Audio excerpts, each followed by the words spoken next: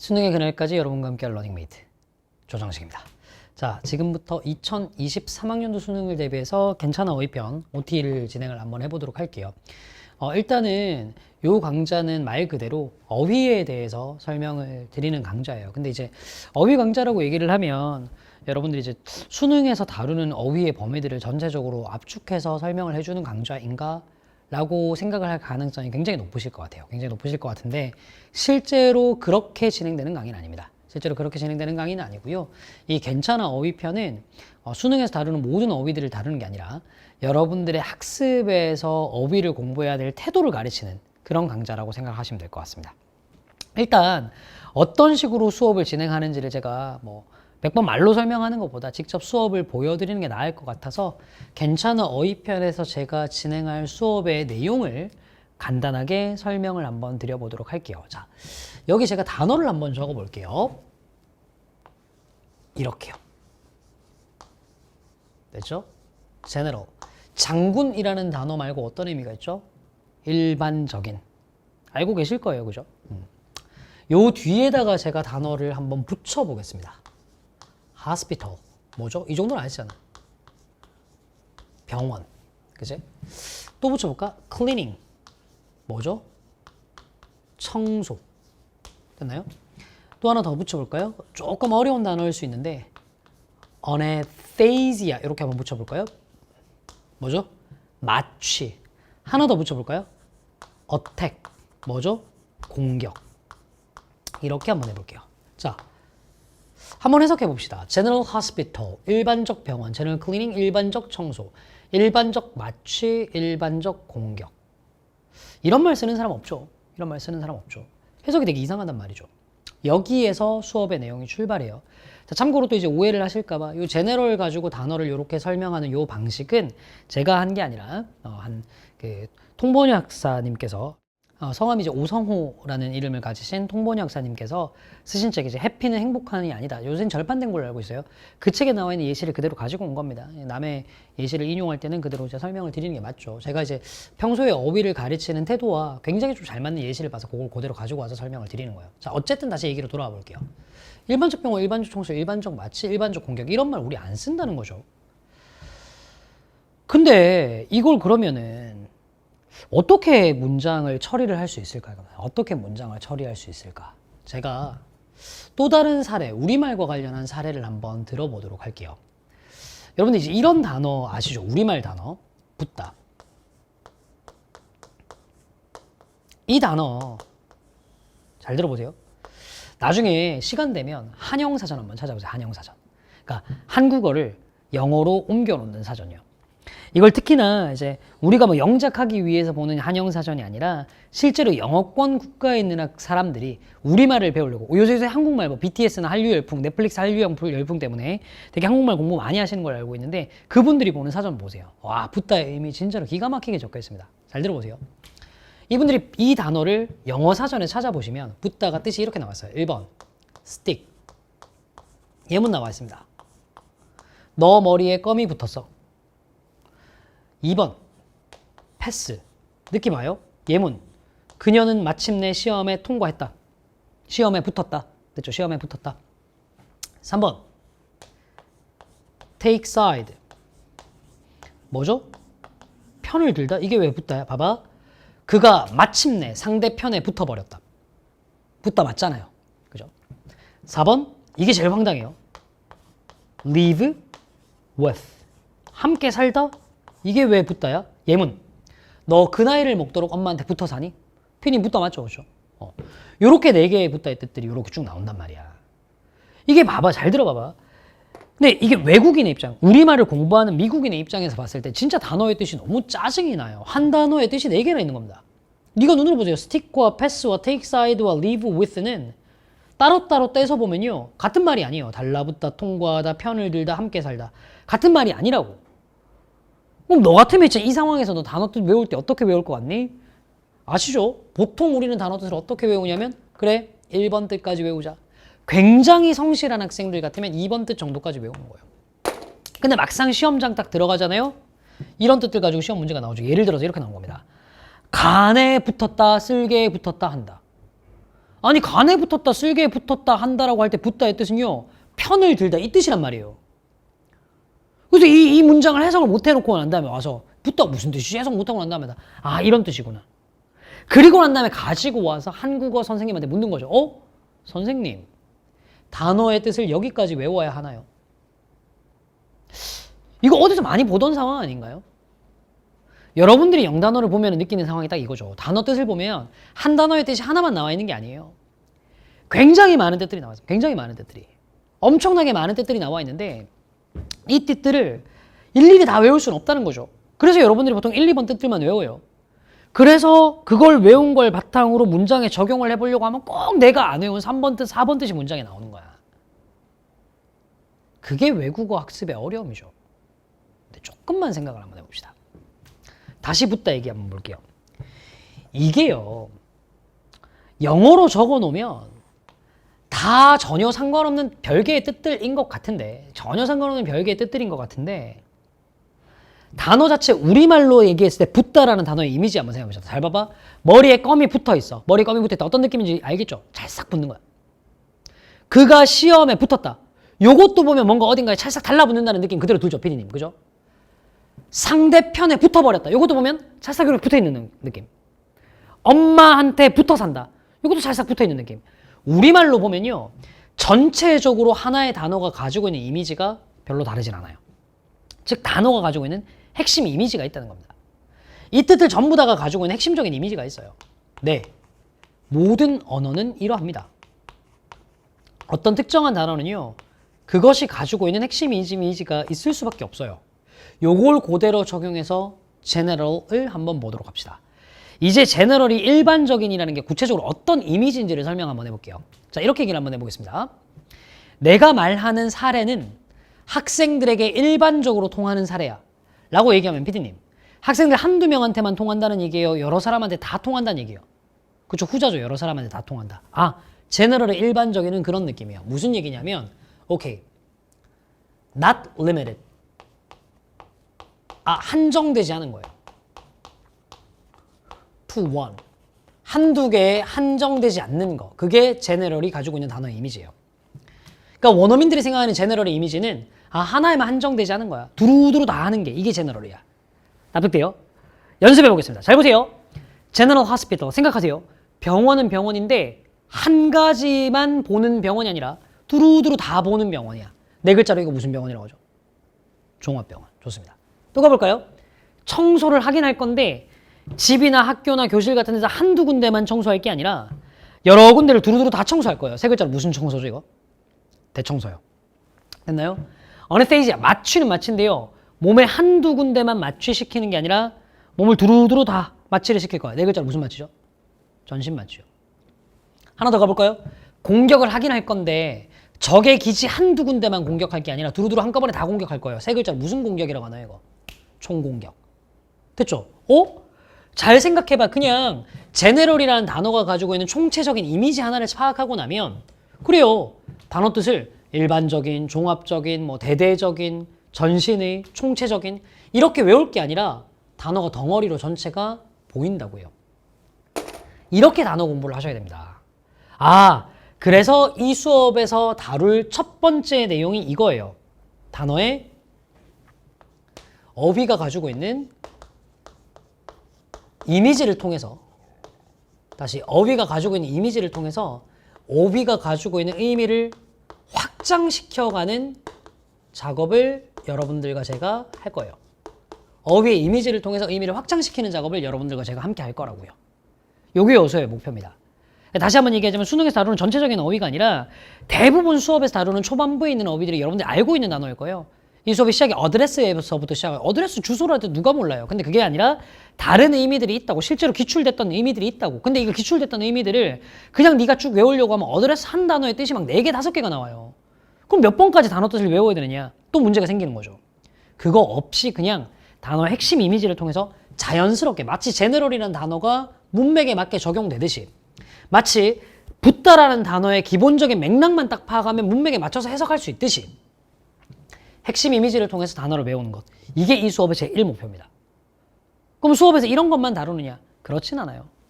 두 번째로 요것도 다룰 겁니다. 자, 요게요, 지금 2015학년도 9월 평가원 모의고사에서 나왔던 문제고요. 당시에 상당히 이제 오답률이 높았던 문제입니다. 제가 그렇다고 해서 뭐 이걸 갑자기 문제를 여러분들한테 푸는 방법을 설명을 드리려고 하는 건 아니고요. 정답부터 말씀을 드려볼게요. 자, 이 문제의 정답은 3번이에요. 3번이에요. 근데 잘 들어봐봐. 보시면요. 제시문에서 이렇게 얘기했어. 앞문장에서. 봐봐. 연구자들이 의심했어. 뭘 의심했어? 운전자들과 보행자들이 more aware, 더 인식한다는 걸 의심했어. 잘 생각해 볼게요. 연구자들이 보행자들이 인식하고 있다는 사실을 의심했다는 얘기는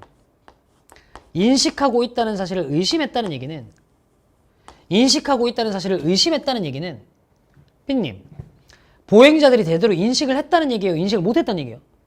인식을 못했다는 얘기죠. 인식했다는 사실을 의심했다는 얘기는. 결국은 제대로 된 인식을 못했다는 얘기가 됩니다. 근데 3번 문장도 볼게요. not knowing, 알지 못했대요. 자, 알지 못했다라는 건 제대로 인식을 했다는 거예요? 인식 못했다는 거예요? 인식하지 못했다는 거예요. 그럼 이렇게만 딱 보면 앞문장이랑 뒷문장 내용이 PD님 어떻습니까? 같죠? 왜 똑같은 내용인데 요 자리에 그러나라는 말인 들어가야 되냐 이거죠. 아니 앞뒤 똑같은 말인데 그러나라는 말을 왜 넣어주냐고요. 이거 좀 이상한데. 그래서 당시에 요 문제를 여러분들 이제 선배님이라고 하기도 좀 그렇습니다. 2015학년도 수능을 쳤던 분 거의 조상님이죠. 이분들이 문제를 못 풀었던 거예요. 그러니까 왜 이런 일이 벌어졌을까? 보세요. suspect라는 단어의 의미를 제대로 파악하지 못해서 그래요.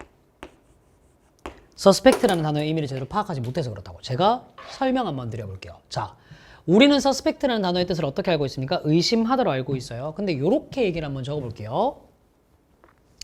He suspected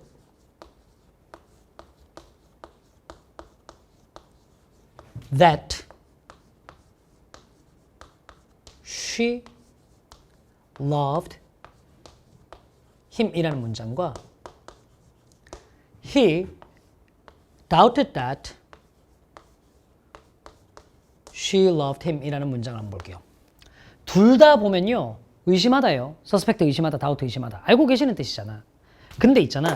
실제로 이렇습니다. 사전을 찾아보시면 알겠지만 의심의 방향이 사실은 둘이 반대예요. 정확하게 얘기를 하면 suspect는 그럴 거다라는 의심이에요.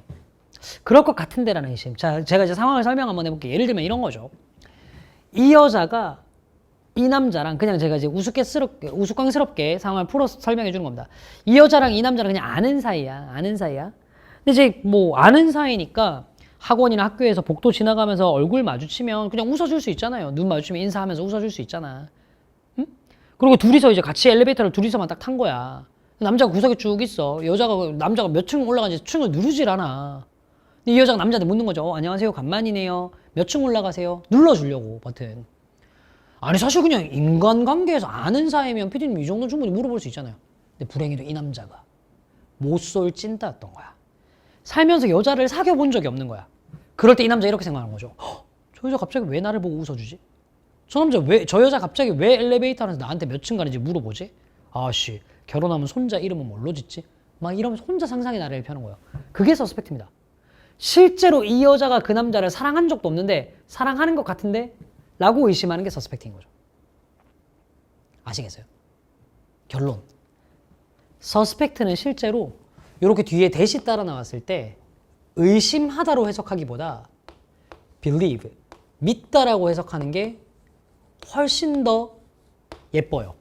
그는 믿어요. 그녀가 그를 사랑했다라고. 반면에 doubt는 반대라니까요. 아닐 거라는 의심이에요. 다시 또 상황을 만들어 볼게요. 이 여자가 이 남자한테 사랑한다고 얘기를 했다니까. 그것도 수차례나 몇 번이나 얘기를 했어. 근데 이 남자는 의처증이 있는 거야. 이 여자 안 믿어요. 에이 안 사랑하는 것 같은데 말만 그렇게 하는 것 같은데 이게 다우트예요. 그래서 다우트는 앞으로 어떻게 이해를 해주셔야 되냐? 안 믿는다라는 느낌. did not believe로 보셔야 된다고. 이렇게 보면 he suspected that she loved him과 he doubted that she loved him이 완전 다른 문장, 반대 내용이란 거 알겠죠? 위의 문장은 그녀가 그를 사랑했다고 믿었다. 실제로는 아닐지라도. 밑에 문장은 그는 그녀가 그를 사랑한다는 걸 안 믿었어. 실제로 사랑을 했을지라도. 이렇게 되는 거라고. 그러면 요거를 알고 난 다음에 저기에 있는 문제로 다시 돌아가 보자. 잘 봐. 뒤에 대시 따라 나왔을 때 서스펙트는 뭐라고요? 의심이 아니라 뭐라고요? 믿다라고. 믿다. 그럼 이렇게 볼게요. 연구자들은 믿었어요. 운전자들과 보행자들이 인식했다라고. 아, 결국은 뭐예요? 운전자들과 보행자들이 교통신호를 알았다는 거죠. 인식하고 알고 있었다는 거예요. 근데 다음 문장에서는 몰랐다는 얘기를 하고 있죠. 두 개 반대되는 내용 맞지? 그래서 저기에 벗이 들어가는 거예요. 정답은 3번. 서스펙트 가지고 문제의 정답이 갈려졌다는 거 아시겠나요? 근데 이 패턴이요. 수능에 한 번 나온 게 아니에요.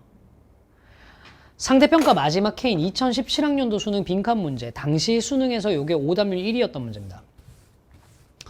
이 문제에서도 똑같이 빈칸 문장에서 보시면 서스펙트가 나옵니다. 그냥 제가 정답으로 바로 가볼게요. 봐봐. 한 사람이 서스펙트 that 나왔어. 서스펙트 무슨 뜻이라고요? 믿다. 한 사람이 믿어요. 어떻게 믿어요? 긍정적인 감정의 부재 속에서. 잘 봐봐. 마음속에서 긍정적인 감정이 없어요. 피디님, 제 속에서 긍정적인 감정이 없다고요. 내 마음속에서 긍정적인 감정이 없어요. 그럴 때 어떤 믿음을 가질까요? 예요. 정답은 1번입니다. 긍정적인 감정이 없으니까 나는 사랑하지 않는구나. 즉 사랑이라는 긍정적인 감정이 없다라고 믿어요. 왜? 긍정적인 감정이 없으니까. 피디님, 당연한 얘기 아닌가요? 됐죠? 근데 이 문제의 오답률이 제일 높았던 게 2번이에요. 한 사람이 행복하다고 믿어요. 아니 상식적으로 보면 알겠지만 내가 마음속에 긍정적인 감정이 없는데 행복하다고 믿는 게 말이 됩니까? 말도 안 되는 소리죠. 그죠? 근데 왜 2번을 골랐을까요? 서스펙트의 뜻을 그냥 의심으로만 알고 있는 겁니다. 나 마음속에 긍정적인 감정이 없으니까 행복을 의심한다? 쌤 이거 말 되지 않나요? 2번 이렇게 골라내는 거지. 보세요. 서스펙트라는 단어 하나의 해석에 따라서 정답이 얼마나 바뀌는지를 한번 보시라고. 그래서 요 수업에서는 어휘의 이미지나 의미를 확장하는 것만이 아니라 이런 것도 배울 거라고. 뭐냐면 여러분들이 분명히 알고 있는 단어, 서스펙트 같은 단어, 이런 단어들이 실제 뜻을 조금 더 깊이 있게 알지 못했을 때 시험장에서 어떤 문제들 유발했던 그런 것들도 다 다룰 거예요. 즉 좀 통념, 이거를 깨야 하는 어휘들, 그런 것도 좀 다뤄볼 거예요. 됐죠? 근데 여기서 얘기하는 어휘의 이미지와 이미지를 통한 의미 확장과 여러분들께 설명드리는 통념을 깨야 하는 어휘들은 둘 다 평가원에서 등장했던 기출된 어휘를 기준으로만 진행할 겁니다. 다시 한번 얘기하자면 기출된 어휘를 다 다루는 건 아니고요. 좀 기출된 어휘 중에 통념을 제대로 안 깨놓으면 문제가 생겼던 것들, 혹은 기출된 어휘들 중에 의미가 참 다양하게 여러 의미로 나왔는데 이 의미들을 여러분들이 이미지로 묶어서 외워놓으면 좀 편한 어휘들, 이런 것들을 위주로 좀 정리를 좀 해놨어요. 됐죠? 총 어휘 개수가 60개를 조금 넘어가는 정도니까 뭐 어마어마하게 많은 개수는 아니죠. 거의 여러분들이 그냥 사전적인 의미는 알고 있을 겁니다. 그것의 깊이 있는 의미를 몰랐던 것들이 많을 거죠. 그리고 세 번째로 이 수업에서는 뭐도 다룰 거냐면 영어 공부를 하다 보면 제일 힘든 부분 중에 하나가 이거예요. 전치사의 의미요.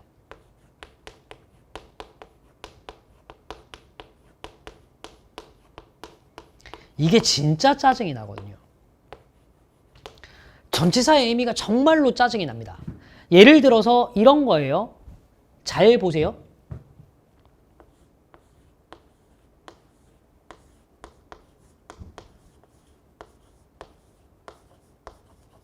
자, 모르는 단어 아니죠? 그죠? loss of consumer. consumer가 뭐죠? 소비자죠. 자, 이거 해석 한번 해보실래요? 어떻게 돼요? 소비자의 손해. 다시요? 어떻게 적어볼까요? 옆에다가 빨간색으로 적어볼까요? 소비자의 손실. 이렇게 해볼게요.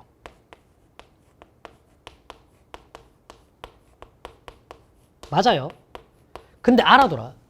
전치사 오브는요. 이 수업에서 다루겠지만 뭐뭐를, 뭐뭐에 대한이라는 뜻도 있다고. 그럼 이 문장은 이렇게도 해석할 수 있겠네. 소비자를 오브에 뭐뭐를 이란 뜻이 있다며. loss, 상실, 잃게 됨. 이렇게도 해석할 수 있다고요. 잠시만. 두 경우에 완전 의미가 달라지지 않나요? 잘 보세요. 소비자의 손실이라고 얘기하면 누가 손해를 본 거예요? 소비자가 손해를 본 거예요. 소비자가 말 그대로 손해를 본 거예요. 자, 소비자가 손실을 입었으니까. 그쵸? 근데 소비자를 상실했어요. 원래 내가 데리고 있던 소비자를 잃어버렸다니까 손해를 누가 본 거예요? 회사가 손해를 본 거예요. 즉 보시면 알겠지만 문장의 의미가 완전 달라집니다. 완전 달라요. 완전 다른 의미가 되죠. 거의 반대에 가까운 의미가 돼요. 선생님 둘 중에 뭐가 맞는 답이에요? 둘 다 답이 돼요. 문맥상. 근데 이렇게 문맥에 맞춰서 둘 중에 하나 중에 뭐가 정답인지를 파악할 수 있으려면 전치사 오브 해석법을 아셔야 된다. 이 전치사의 의미를 이해하는 법도 배워보도록 할 겁니다. 어떻게요? 얘도 이미지를 통해서요. 그래서 요 수업에 다루게 되는 어휘들은요. 기출된 어휘들 중에 여러 의미를 가진 다의어들이 있어서 그거 이미지를 확장할 수 있는 단어들. 그거 배우는 거. 그 다음에 통념적인 여러분들이 알고 있는 기존의 뜻만 알고 있으면 시험장에서 난리 날 가능성이 높은 단어들. 그거 두 개를 배워보도록 하고 그 다음에 이제 상위권으로 가면 갈수록 어려운 전치사의 의미 요걸 이미지를 통해서 배워가는 학습을 좀 진행을 하도록 할 겁니다. 됐죠? 요게 수업의 전체적인 내용이고요. 자, 강의는 전체 16강으로 구성을 해놓고 한 강당 40분 내외로 진행을 좀 할 겁니다. 이렇게 조금 이해를 좀 해주시면 될 것 같아요. 그리고 교재는 뭐 똑같은 이름이에요. 괜찮아 너만 모르는 게 아니야 라는 교재입니다. 교재는 이제 동일한 이름의 교재입니다.